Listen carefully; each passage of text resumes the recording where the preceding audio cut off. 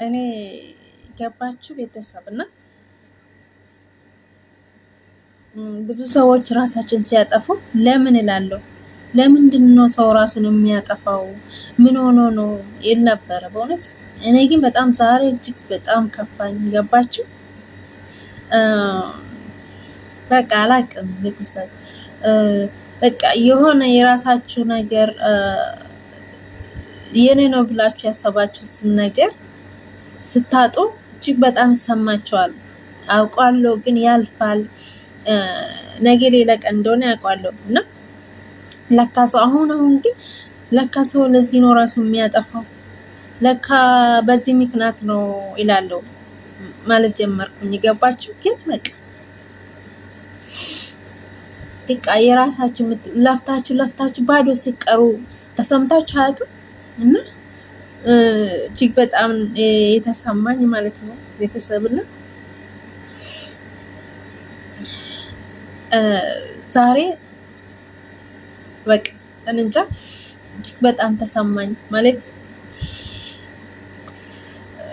በቃ እኔ በቪዲዮ መምጣት አልፈለኩም ነበርና ግን ለምን እንደዚህ ይሆናል? ሁሉ ጊዜ ለምን በቃ ለፋለው በጣም ብዙ አመሰርቻለሁ። ገባችሁ? ግን ለምንድን አንድም ለውጥ የሌለው በቃ ሰርቼ ለሰው እና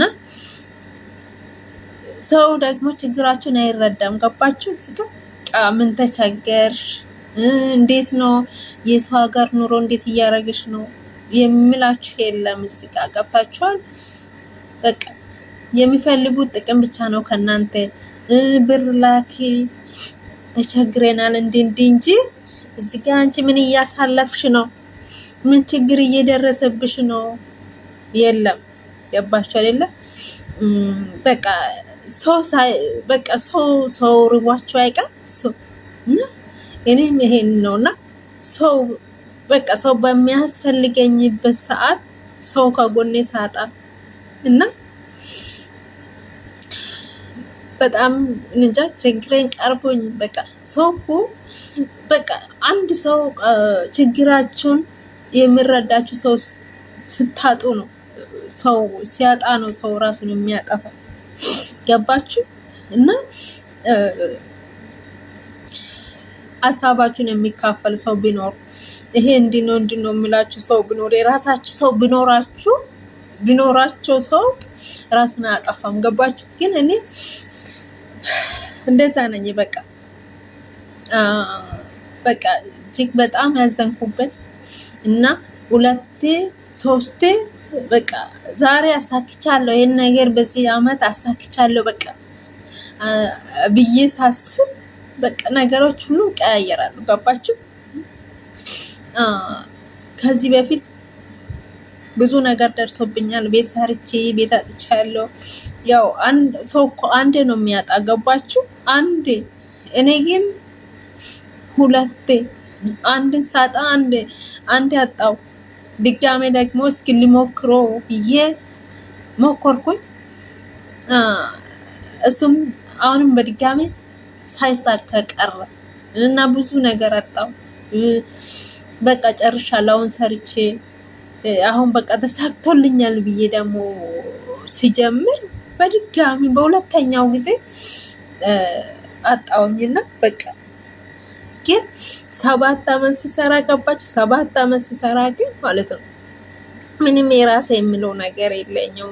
ጌታን በቃ እጅግ በጣም የተከፋሁት በቃ ለምንድን ነው እኔ እንጃ ከጎኔ ሆኖ በቃ አይዞሽ የሚለኝ ሰው ራሱ አላገኘውም። እና አንዳንድ ጊዜ ሰው በቃ አይዞሽ የሚል ሰው ይሄም ቀን እኮ ያልፋል የሚላችሁ ሰው ስታጡ ነው፣ ሲያጣ ነው ሰው ራሱን የሚያጠፋውና እኔ በጣም ተሰማኝ። ገባችሁ? አይዞሽ ያልፋል የሚለኝ ሰው አላገኘው።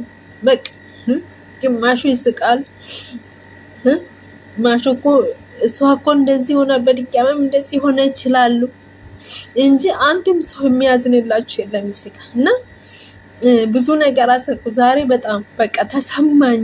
ይሄን ሲሰማ ይሄን ነገር ተደውሎ ሲነገረኝ ገባችሁ? በጣም እጅግ በጣም ቤተሰብ በቃ ከአእምሮዬ በላይ ሆነብኝ እና በቃ እየተሰማኝ በጣም በቃ ለምንድን ነው የምለፋው? እኔ እኮ ለምን በቃ ሁሉ ነገርን አጥቻለሁ። አሁን በቃ ምን ቀረኝ የሚል ደረጃ ላይ ደረስኩ። ገባችሁ? እና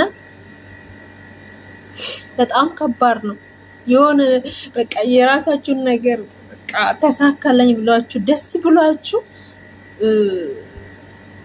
ጀምራችሁ ሲቋረጥ በጣም በጣም ያማል። በጣም ማለት ነው። እና እንጃ ቤተሰብ አሁን እኔ በዚህ ዘመን በቃ ትንሽ ጊዜ ናት የቀረችኝና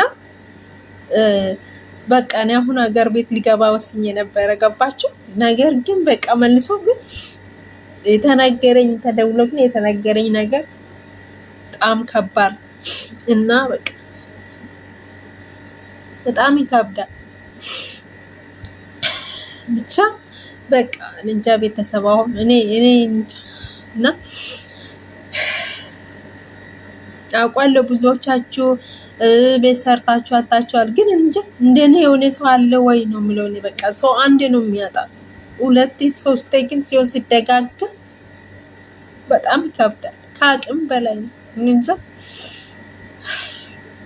በቃ ወይን እግዚአብሔር አልፈቀደም ወይ እኔ ቤት ሰርቼ እንዲኖርበት እኔ በቃ የራስን እንጃ ብዬ ብዙም ጊዜ ተስፋ ቆርጣለሁ። አሁን በቃ በፊት ምንም አይመስለኝም ነበረ። በቃ አሁን ግን ተስፋ ቆረጡ። ታውቃላችሁ? ግን በቃ በጣም ከባድ ነው ቤተሰብ እና ይሄ ነው። ግን በቃ ተሰማኛው እና ሰው ደግሞ ሰው እኮ ሰው አስፈላጊ ነው። በቃ የሚያጽናና ሰው ራሱ በቃ ምንም ባያረግላችሁ አንድ ሰው በሀሳብ ራሱ ይሄ እንዲህ ነው የምላችሁ ሰው ስታገኙ ትረሳላችሁ ሁሉም ነገር። ገባችሁ? ግን ሁሉም የሚፈርድ ብቻ በእናንተ የሚፈርድ ብቻ ነው ያለው። ግማሹ ይስቃል፣ ግማሹ ይፈርድባቸዋል። እና ይሄ እንዴት ነው? አይከብድም ወይ? እና በጣም ከአእምሮዬ በላይ ሆነብኝ እና ቤተሰብ እና እንጃ ቤቴን ማጣቴ ሳይሆን ደግሞ የሰው ምላስ በቃ በጣም ከባድ ነው። አዝኖላችሁ ሳይሆን የሚስቁ በቃ እንጃ የሚደሰቱ በሰው እርቀት መደሰት ጥሩ አይደለም። እውነቴን ነው። ነገ እኮ ያ ሰው እኮ እንደወደቀ አይቀርም፣ ይነሳ ይችላል፣ ይለወጣል። ነገ ሌላ ቀን ነው። ግን ደግሞ የሰው ምላስ ሰብራል። በሰው ምላስ ምክንያት ነው ብዙ ሰዎች የራሳቸውን ህይወታቸውን የሚያጠፉት እና ብንቆጠብ ከዚህ እኔ እንጃ እኔ ተስፋ ቆረጥኩኝ ዛሬ መጨረሻ በቃ እንጃ አንድም ሰው የሚደግፈኝ አንድም ሰው አይዞሽ የሚለኝ ሰው ሳጣ በጣም ነው ተስፋ የቆረጥኩት እና ግን ደግሞ እግዚአብሔር ይመስገን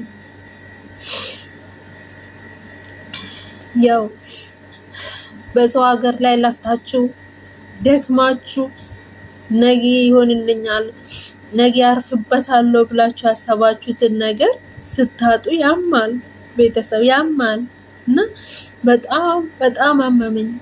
በቃ ከአእምሮ በላይ ሆነብኝ እና ብቻ አላቅም። በጣም ከባድ ነው ቤተሰብ እና ብቻ በጣም ይከብዳል።